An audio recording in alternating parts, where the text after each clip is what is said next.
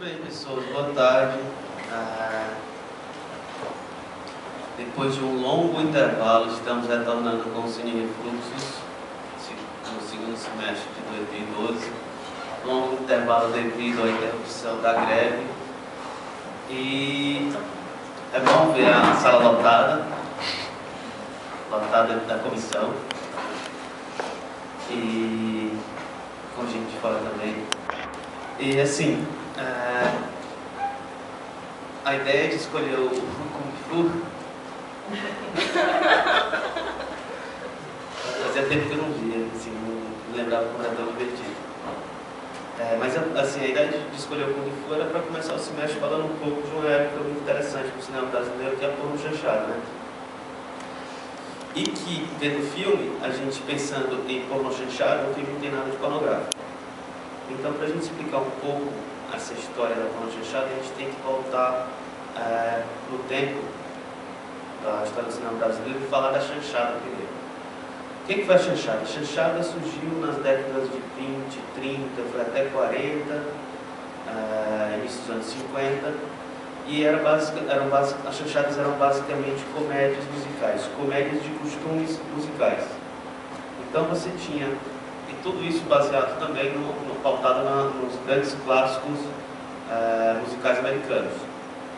E aí no Brasil a comédia começou a desenvolver através dos grandes estúdios que queriam copiar o modelo americano de produção, o modelo hollywoodiano de produção, e alguns estúdios surgiram nessa época, como a Atlântida, a Vera Cruz nem surgiu depois, mas foi um grande estúdio também, mas a Atlântica era onde se concentrava a produção, e principalmente no Rio de Janeiro, a produção de chanchadas nesse período de 20 e 30.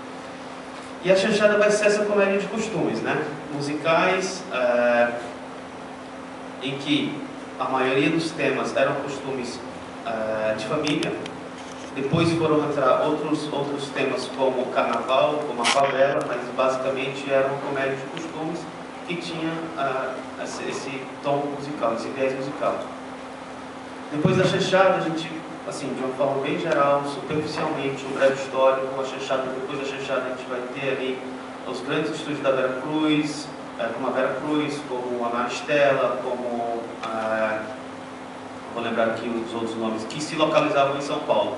E esses grandes estúdios, eles vão contrapor um pouco essa ideia de produção da chanchada, do período da chanchada. Então a chanchada vai ficar no Rio de Janeiro, a época industrial vai se localizar em São Paulo, e depois disso a gente vai ter o cinema novo. O cinema novo que vai se contrapor a esses dois movimentos de chanchada e de cinema industrial, esse cinema mais comercial. Pós-cinema novo, duas correntes vão surgir no Brasil: o cinema marginal e a pornochanchada na década de 70, final de 60 e início de 70. O cinema marginal, que vai ser a dissidência do cinema novo, que os cineastas vão procurar uma linguagem mais radical para trabalhar seus filmes e para explorar temas bem subversivos. E a pornochanchada, que vai retomar essa questão da ideia de costume, sendo que com um tom erótico. Então, a pornochanchada nada mais era do que comédias eróticas. Sendo que de pornográfico não tinha nada, né? Então, a pornochanchada vai começar no início da década de 70 e vai ter como base a mesma ideia de comédia de costumes da chanchada, e é por conta da chanchada que vai vir o nome, o rótulo de pornochanchada. Como eu falei, que pornográfico não tem nada. Então, o que era a pornochanchada? A pornochanchada era nada mais nada menos que uma comédia erótica.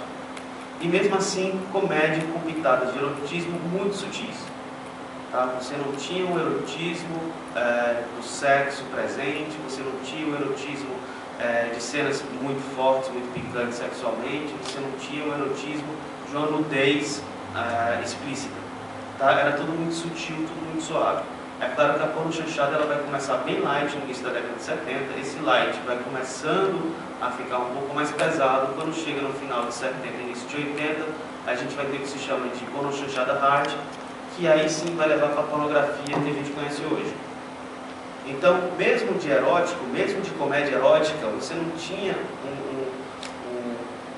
cenas com cenas de sexo, você não tinha cenas que fossem tão fortes, que fossem tão pesadas, para ter esse nome de erótico. E na verdade o que era? A produção da porno chanchada se localizava na Boca do Lixo, em São Paulo. A Boca do Lixo era uma espécie de local de produção feita a toque de caixa, através de poucos recursos e com uma produção rápida. Então os filmes eles eram realizados em poucos meses, em 2, 3 meses eles realizavam um filme de longa-metragem. Isso tudo por quê? Porque era feito a toque de caixa para ser distribuído rapidamente, para ter um retorno logo. Então, na época da Boca do Lixo, você vai ter a produção concentrada a produção concentrada nessa região de São Paulo, que era muito próximo da saída da estação de trens. Ou seja, era muito fácil de distribuir, não só distribuir os filmes para fora do estado, mas também para levar as equipes de produção para o interior. Então era um local muito propício para você pegar a sua equipe, ir para o interior de São Paulo, fazer as filmagens, retornar para São Paulo, dali finalizar o filme e, no mesmo local, mandar as cópias do filme para distribuição fora do estado, Brasil afora. Então a concentração da Boca do Lixo foi muito mais por uma questão de logística do que propriamente de um local de produção que tinha estúdio, não. E, como eu falei, era tudo a toque de caixa. Então a produção era produção barata, produção barata, custo baixo, né? Produção barata, toques de erotismo e velocidade da entrega, ou seja, produção rápida.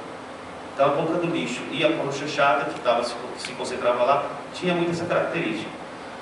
A porno chanchada vai começar nesse período, década de 70. É bom também a gente fazer uma diferenciação de pornografia, sexo explícito e erotismo. Comédia erótica, que era a característica da porno chanchada, não tinha nada, sim, tinha suas pitadas de erotismo, mas não chegava a ter uma apelação erótica, né? O sexo explícito vai ser uma coisa muito mais forte, que não chega a ser uma porno chanchada. Então esses três, erotismo, sexo explícito e pornografia, eles têm uma linha muito tênue entre eles. Tá? Pornografia é a pornografia dos filmes de sacanagem, que estão ali na locadora, no espaço reservado para eles. O cinema de sexo explícito, ele vai mostrar cenas de sexo explícito, mas não necessariamente de forma erótica. Aí você tem 9 canções, você tem vários, Deita Comigo, vários filmes que têm cenas de sexo explícito, mas que não são pornográficos. E você tem o erotismo, que é a insinuação do sexo. E quando a gente vê na porno chanchada, claro, tem alguns filmes que tem essa insinuação? Tem. Mas o Kung Fu, ele fica muito longe disso. E é por isso que não fez tanto sucesso. O Kung Fu, baseado nessa fórmula de comédia erótica, mais produção rápida e custo baixo, ele não fez muito sucesso exatamente porque o erotismo do filme é muito sutil. Então, se você pegar outros clássicos da porno chanchada, como as cangaceiras eróticas, como as histórias que as babás não contavam, e várias outras, você vai ter um apelo erótico muito mais forte do que o Kung Fu. E esses outros filmes tiveram um sucesso de bilheteria muito maior do que o Kung Fu, exatamente porque eles tinham um apelo erótico muito mais forte do que tem o Kung Fu contra as bonecas. E o que caracterizava principalmente a porno chanchada, ou essas comédias eróticas, não era o sexo em si. Era a libido dos personagens, posicionamentos de câmera. Você vai ver em filmes com posicionamento de câmera, fica ali entre as pernas das mulheres, sempre valorizando a bunda, os seios, as curvas do corpo feminino. E aí você tem planos muito próximos que vão valorizar isso daí, ou seja, a comédia erótica ela vai priorizar a libido dos personagens e posicionamentos de câmera que valorizam o corpo da mulher. Então, o erotismo desse período mais light, vai se caracterizar por ser exatamente uma coisa muito sutil, até porque estava na ditadura. Então, quem pegasse muito pesado, estava fora. É claro que haviam filmes porno chanchadas que eles tinham mensagens subliminares e que a censura deixava passar porque não percebia aquilo ali, e proibiam muitos outros filmes que, ditos mais sérios, né, dramas, que não tinham nenhuma mensagem subliminar, mas que por se tratarem de serem sérios, eles eram proibidos ou censurados. E a porno chanchada, que às vezes tinha alguma mensagem subliminar, a censura deixava passar. Então foi uma época muito, muito conturbada. E a porno chanchada, ela se desenvolveu bastante, cresceu bastante, e houve uma produção enorme nesse período, exatamente porque a censura meio que fechava os olhos para a porno chanchada. Apesar de que algumas coisas eram censuradas. Por exemplo, a gente viu nesse filme aí que em alguns momentos, quando o Shang fala filho da puta, fica sem áudio. Então algumas coisinhas eram censuradas sim, tá? Então a gente estava nesse momento muito complicado. A gente estava num momento também em que o mundo estava com o sexo à flor da pele. Você tem a revolução sexual, a queima dos sutiãs ali no final da década de 60, início de 70. Você vai ter Garganta Profunda, que é de 70, que foi os primeiros filmes pornográficos que fizeram fizeram sucesso no mundo, né? E aliás, ainda tem hoje como o filme mais lucrativo da história do cinema. Se não me engano, custou $20 mil e faturou 60 milhões. Então, ou seja, você tem um percentual aí altíssimo. Então a margem de lucro da Garganta Profunda, até hoje nenhum filme conseguiu bater. E você tinha uma série de situações pontuais que aconteciam no mundo que estava exatamente que estava levando a essa revolução sexual. Então a pornochanchada ela vai abraçar um pouco essa causa, vai levar para... Se tinha época de Woodstock, sexo livre e tudo mais, né? A pornochanchada vai meio que pegar esse caminho que o mundo estava tomando e vai abrir esse novo leque de produção cinematográfica no país, pautada naquela produção de 30 de comédias de costume, sendo que agora com pitada de erotismo. Mas volto a repetir, de pornográfico não tinha nada, né? Então você vai ter, nesse período, Kung Fu contra as bonecas é um filme de 76. A pornochanchada começa na década de 70, ela começa light, e quando chega em meados de 70 ela começa a ficar um pouco mais hard. Então acho que o Kung Fu é um dos últimos que são ainda, que tem esse erotismo bem suave, esse erotismo bem sutil. Tá? A partir dali, a pornochanchada começa a ficar mais pesada, até chegar ao pornográfico de fato na década de 80. E e juntamente com o Kung Fu, você vai ter uma série de outros filmes, e aí a gente pode procurar enciclopédia de cinema brasileiro, um monte de filmes que vão falar, que vão citar várias outras produções que trabalham com a temática do sexo nesse período da pornochanchada. Tá? E como eu falei, tem filmes, por exemplo, de 73, 74, que tem um apelo sexual muito mais forte do que o Kung Fu. Então, o Kung Fu ele tem uma certa ingenuidade. Ele é dirigido pela Adriana Sturte. Para quem não sabe, o finado Adriana Sturte, que morreu recentemente, ele trabalhou nos 2 filmes do Boleiros. Ele era um dos atores do Boleiros. E ele, não sei se vocês perceberam uma certa familiaridade com o Didi Mocó e os Trapalhões na cena de luta. E o Adriano Sturte, depois do Kung Fu, ele dirigiu vários filmes de Trapalhões. E ele levou esse pessoal que fazia coreografia de lutas lá para trabalhar com os Trapalhões. Então você vê ali uma certa pureza, uma certa ingenuidade ali no trato com as questões, e o que é a base do filme é o absurdo. Né? O filme é uma comédia de absurdo o tempo inteiro. Né? Ele tem uma referência muito forte no teatro do absurdo, e ele vai trabalhar com situações absurdamente extravagantes, assim, que fogem do real. Era a questão daquela música que toca na hora da batalha, que era típica dos filmes dos Trapalhões, quando eles iam para alguma cena de ação. Foi muito marcado aquele tipo de música. Eu não sou dos antigos deles, né? Depois eles me remontaram e parecia o Stuart, foi aquele compositor dos outros filmes dos Trapalhões. Eu não sei se o compositor, o cara que fez a trilha sonora, o Stuart também levou para trabalhar com os Trapalhões. Muito provável. Ele deve ter levado por parte dele. Mas ele fez cerca de 10 filmes de Trapalhões, assim, eu acho. Pelo menos uns 10 filmes. E a marca do Stuart é mais ou menos essa. Na época que eu estava trabalhando com o Kung Fu, eu consegui falar com ele por telefone, há uns, sei lá, 5 anos atrás. E ele completamente pirata, assim, louquinho. Não sei o que, pode fazer, eu quero que se foda, não é porra de direito autoral e tal. Pode usar a imagem, pode fazer o que você quiser. Então ele não estava muito aí para isso não. E como eu falei, o Kung Fu ele vai ter essa característica de coisas absurdas o filme inteiro, né? Desde um grupo de cangaceiros que tem que bater ponto, que tem estampado em sua camisa números de jogadores de futebol, que tem seu chefe camisa 10.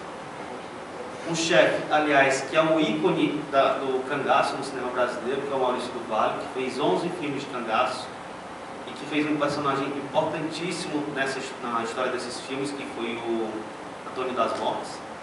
Então a gente pega um cara que tem um personagem super importante, que é um ícone do gênero, fazendo uma comédia dessa e fazendo um papel de que a gente não sabe o que é. É tudo indefinido. É tudo tão absurdo que às vezes ele está com mulher, às vezes ele está com homem, chaveca o meu travessa, né? Que o travessa não responde por travessa, mas quando a gente chama mulher, o travessa responde. E por aí vai. Aí são criadas um monte de situações que são, como é que fala? Que são absurdamente engraçadas, assim, pelo menos a ideia era essa. A gente vê no processo de produção que tudo é absurdamente mal feito também. A gente percebe que parece que eles só tinham dinheiro para fazer uma tomada de cada cena, então algumas coisas não podiam se repetir. Aquela queda do capitão na hora que ele está sentado ali na cadeira, aquilo ali foi feito uma única vez. A gente percebe na hora que eles vão abrir o vestido das meninas, rasgar o vestido das meninas, existe uma concentração para que aquilo ali seja feito da melhor forma possível, que o vestido se rasgue, porque não tem como repetir novamente. Repetir novamente é redundante, não tem como repetir. E a produção do filme, ela é exatamente caracterizada por aquela produção que tinha muito do lixo. Então, você tem pouco dinheiro, você tem pouco tempo, e você tem que dar um resultado logo. Você viu muita homenagem também ao Faroeste Spaghetti. Oi? Faroeste Spaghetti, tem muita homenagem. Aí não pode ser, se pode dizer homenagem, né? Porque o filme ele é muito tosco, assim. E se você pegar outras produções da Porno Chanchada, são muito mais bem feitas. Eu acho que a comédia é homenagem toda. Não, eu acho divertidíssimo. E eu concordo, assim, quanto mais tosco, melhor. Chega quase a ser um filme B. Né? Chega quase a ser um trash movie. Mas a ideia era essa. Pô, não tem como fazer, vamos fazer do jeito que dá. Não tem grana, vamos fazer com o pouco que tem. Parece você, parece a gente, né? Sendo que, claro, o que vocês fazem fica muito melhor. Lógico. Aí a gente vai ter, por exemplo, tem muitas piadas ali que não são da época de vocês, nem da minha também. Mas na pesquisa dá para identificar, por exemplo, aquele momento do Fantástico. Vocês conseguiram identificar a musiquinha do Fantástico ali? Naquela época, a abertura do Fantástico era muito parecida com o que eles fizeram, tá? Era um monte de gente maquiada, seminua, com roupas bem coladas, dançando daquele estilo ali. Então eles fazem uma sacanagem muito grande com o Fantástico ali. No mesmo tempo que entra o Fantástico, entra os Secos e Molhados, que é contemporâneo também dessa época, ali com o Ney Matogrosso cantando. Então você tem assim uma coisa completamente nonsense, porque pô, tá no meio do cabaré, com um monte de cangaceiro ali se deliciando com as prostitutas do cabaré, e de repente entra um Fantástico, ensaiado de forma tosca junto com os Secos e Molhados. Qual o sentido disso na narrativa? Nenhum, zero. A ideia era sacanear mesmo, a ideia, como diz o outro, é frescar. É frescar com tudo que tinha à época, frescar com tudo que aparecia à época. Você vê que eles não respeitam ninguém, até o momento. O cangaço, que tem um certo respaldo enquanto gênero no cinema brasileiro, vão ter comédia sobre o cangaço? Vão. Sendo que a figura do cangaceiro era sempre respeitada até então. A figura do cangaceiro era sempre, como é que fala? Eles mexiam com todo mundo, menos com o cangaceiro. O cangaceiro, ele era um personagem à parte. Bom, vamos sacanear todo mundo, mas o cangaceiro ninguém vai mexer, porque, enfim, existe um respeito com relação a ele, por conta da história do cangaço e por conta da presença do personagem no cinema brasileiro. Esse não, eles estão nem aí. Kung Fu contra as bonecas, Kung Fu é o China, as bonecas são os cangaceiros. Tá? Então aí isso é uma subversão fortíssima que eles fazem a esse movimento histórico, a esses personagens de Lampião, de Maria Bonita e por aí vai. Ou seja, eles não poupam ninguém. Eles vão a fundo na sacanagem de frescar com a cara de todo mundo, de frescar com a cara de todos os personagens. Então você vê ali o capitão que, quando a gente fala em capitão, a gente já faz uma associação com o capitão vinculino do Lampião, né? Então você vê o capitão ali limpando as unhas, o coronel raspando as pernas, o cangaceiro de Bob, o cangaceiro que em certos momentos está com mulheres, também está com homens, né, com a companhia eterna dele, que é o Travessa, que no final Travessa se vinga, né? Sofreu tanto o bichinho que no final ele se vinga. Enfim, são criadas N situações, todas absurdas, todas sem sentido, todas somente para avacalhar com a produção cinematográfica da época, com os personagens importantes da época, com a forma de produção cinematográfica da época e tudo isso daí. Então a ideia do filme é avacalhar, a ideia do filme, e se você pegar vários exemplos da pornochanchada, a maioria deles vai seguir essa linha. Se você pegar Bacalhau, por exemplo, Bacalhau é um filme que é para sacanear o tubarão. Então o Tubarão vai ter um sucesso imenso ali na década de 70, ainda perde para Dona Flor e seus dois maridos em termos de bilheteria, mas você vai ter o Bacalhau, que é um filme que vai exatamente sacanear a história do tubarão. Então vai ter um bacalhau gigante que vai estar assustando as praias lá do Rio de Janeiro. Ou seja, tudo que tivesse à vista deles, tudo que tivesse próximo a eles, que fosse possível avacalhar, sacanear, frescar, eles não poupavam e não poupavam mesmo.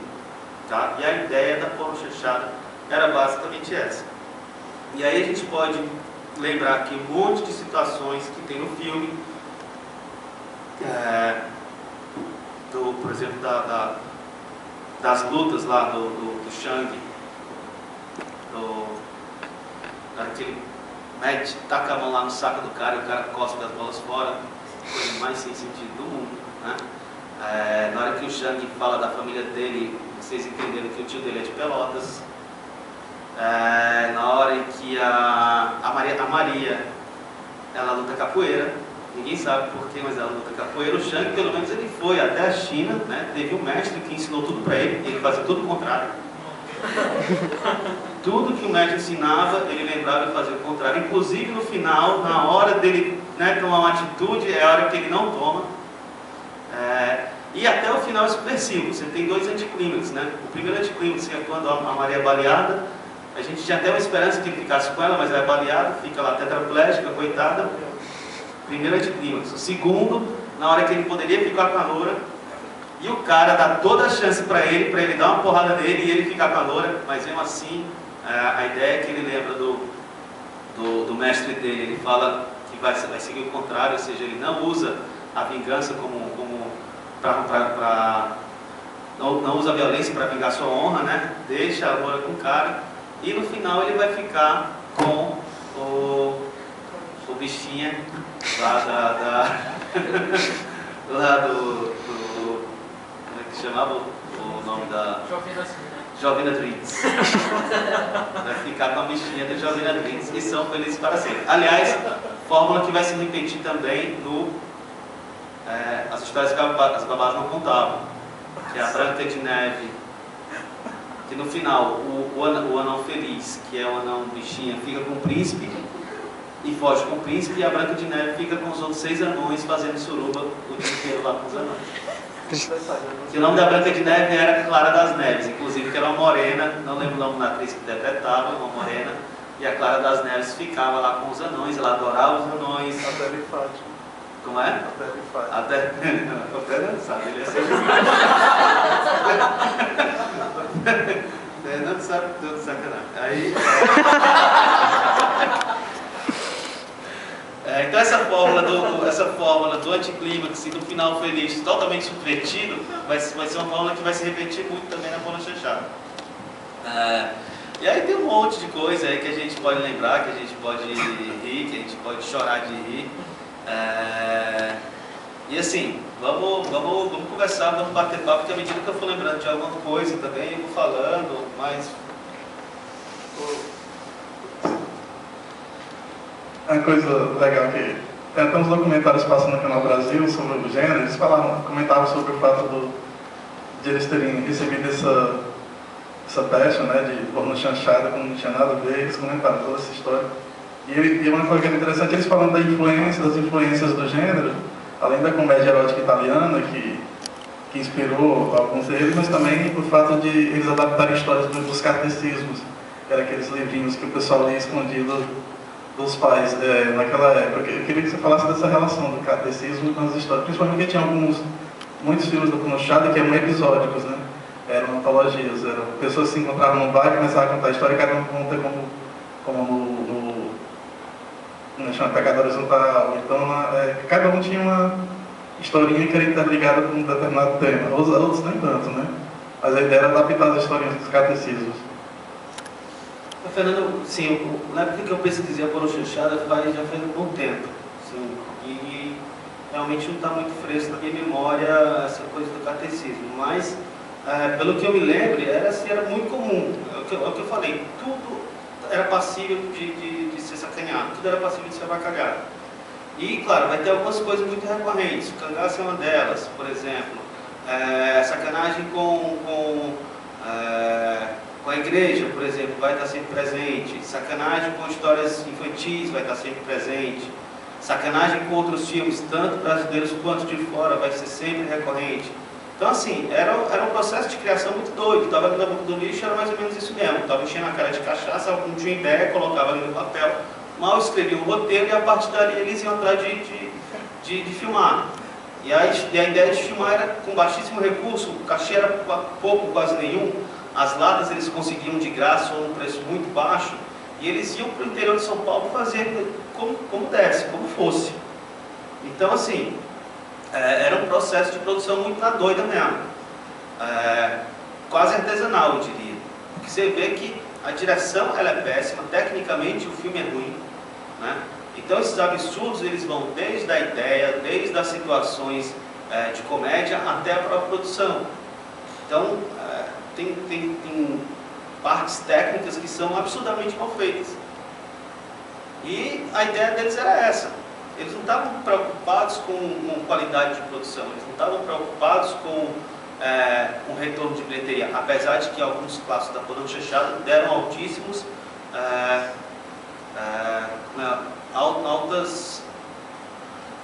grana, né, de retorno, mas não era uma preocupação imediata deles. O negócio deles era fazer e jogar no mercado, vamos fazer e vamos jogar no mercado. Quanto mais a gente fizer, mais a gente vai ganhar. O próprio filme da Histórias que o Babá nos contava é um dos maiores sucessos de bilheteria até hoje, né, no cinema. Rapaz, é exatamente por conta da Poroxanchada que os nossos pais, pelo menos os meus, falam assim, não gosto de cinema brasileiro. Por quê? Porque cinema brasileiro só tem sacanagem. É exatamente por conta desse período da Poroxanchada, que vai entrar um pouco na década de 80, e que vai, digamos assim, ser meio que um karma no cinema brasileiro, que vai mudar um pouco na retomada. Mas como o pessoal diz, né, o cinema brasileiro antigamente era violência, sexo e o som péssimo. Hoje o som está muito bom. Então,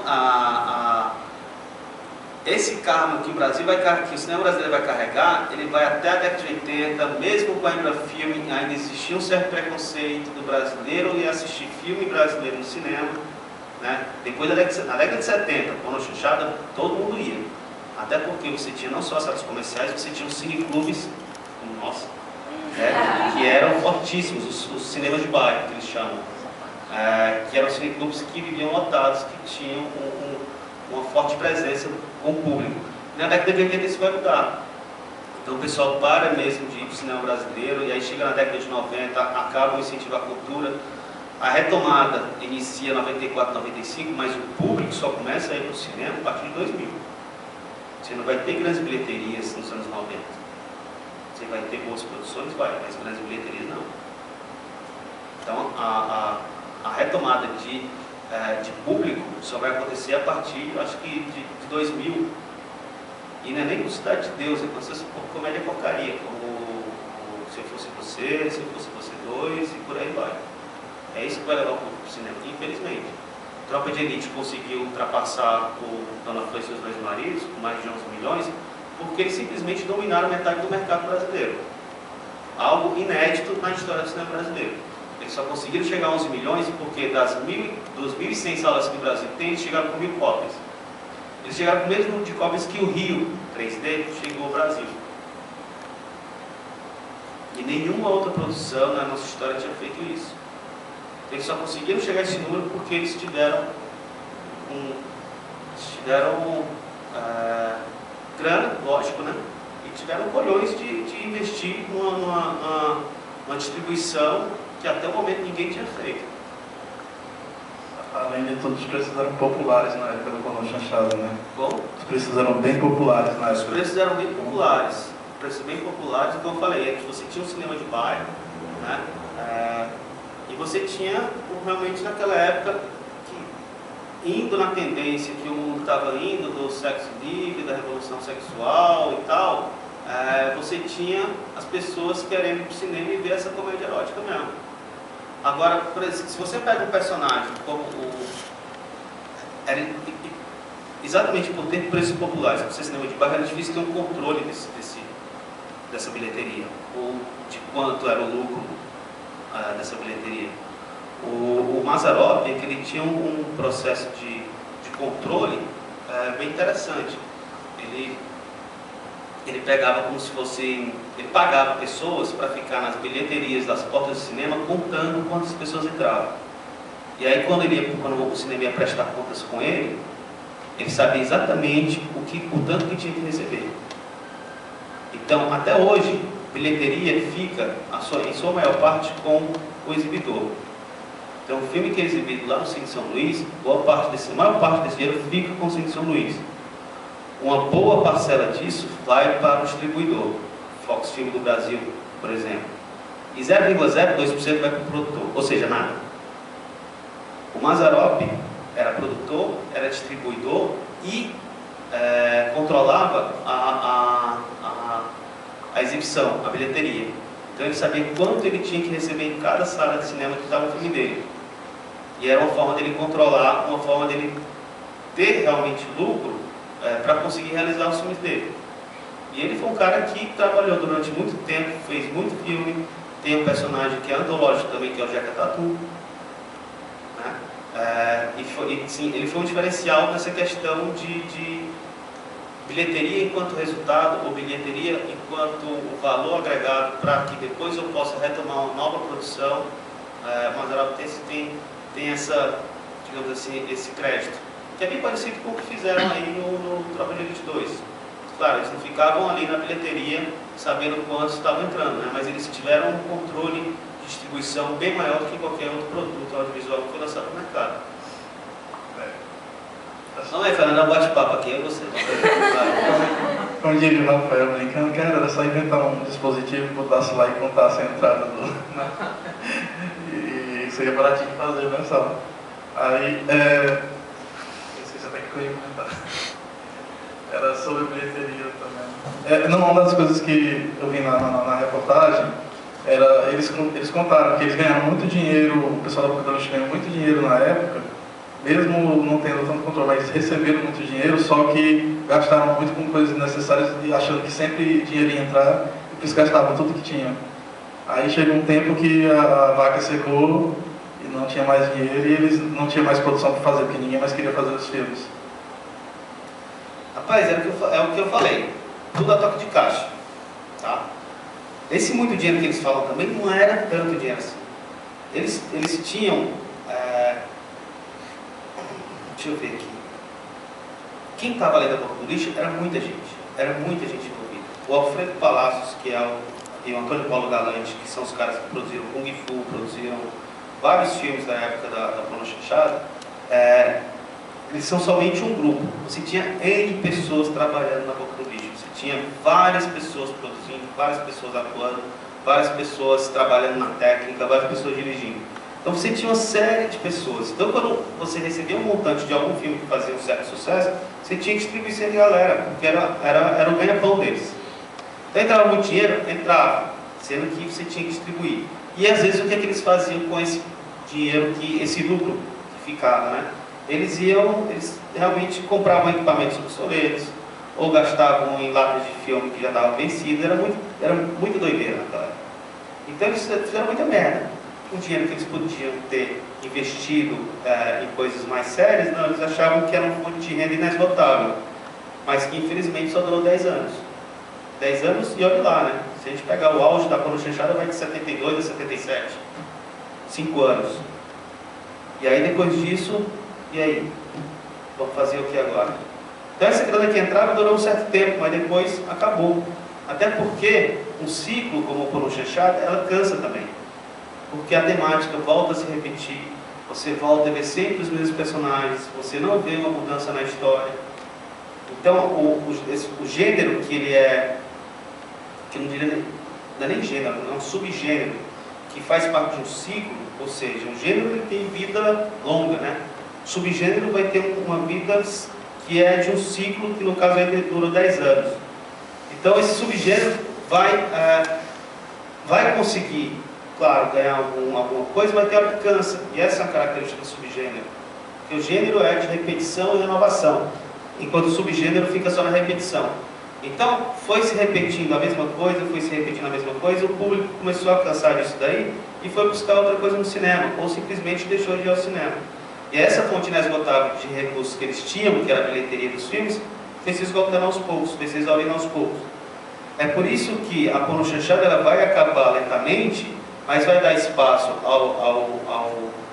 à pornochanchada hardcore ou à pornografia, e vai dar espaço também à Embrafilme, que vai se fortalecer muito nesse período. Então a Embrafilme começa a chegar no mercado, começa a entrar no mercado. Apesar de ter sido criada em 69, ela só vai mesmo ter uma parcela boa do mercado no final, depois da pornochanchada, no final da década de 70. E a Embrafilme produziu alguns pornochanchadas. Mas você vai ver a Embrafilme enquanto marca no cinema brasileiro, principalmente na década de 80. Então, ao mesmo tempo em que a pornochanchada começa a enfraquecer, começam a aparecer coisas novas, começam a aparecer outros autores.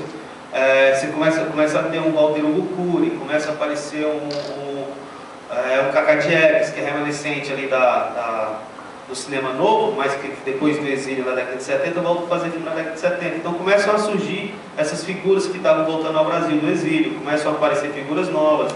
Aquelas figuras do cinema marginal começam a mudar um pouco a sua mentalidade.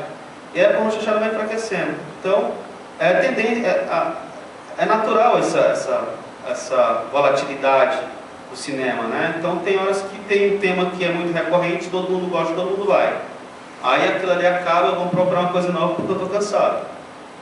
Isso é normal. Sendo que eles, o pessoal na boca do lixo, deveria ter se precavido mais. E não, eles torravam o dinheiro mesmo. Entrou dinheiro, entrou, da mesma forma que entrava, saía. E para quê? Eu acho que eles faziam muita sacanagem. Sim, coisa que eles não assumem. Mas eu já vi alguns depoimentos de que eles tinham muitas festinhas de orgia, muita droga, muita bebedeira. Coisa que eles não faziam na frente das câmeras, eles faziam